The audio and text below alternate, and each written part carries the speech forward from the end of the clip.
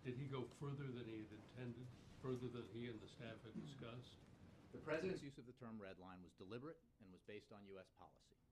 The world knew that the Syrian government possessed chemical weapons, and we had a concern that as the regime was increasingly beleaguered, it might use chemical weapons against the Syrian people in desperation.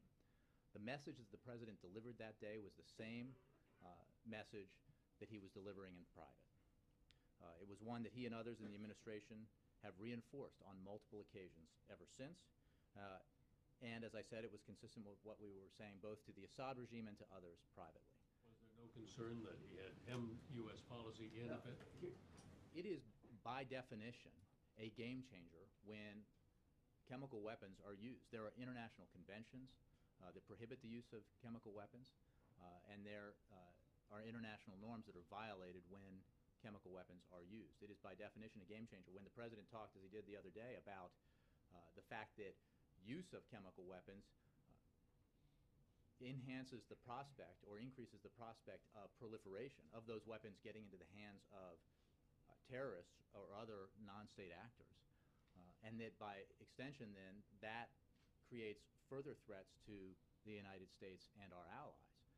That is why it is such a significant event, and that is why it is a red line that the President made clear when he said that from here, and that he reiterated on numerous occasions thereafter. So you're doubling down on the red line comment. Is there no concern that by doing this, you're raising expectations for some kind of action because you're now being criticized for not acting? Well, what the President made clear is that it was a red line and that it was unacceptable and that it would change his calculus as he viewed the situation in Syria because the use of chemical weapons represents the kind of escalation and threat that I just described. What he never did, and it is simplistic to do so, is to say that if X happens, Y will happen. He has never said what reaction he would take at a policy level to the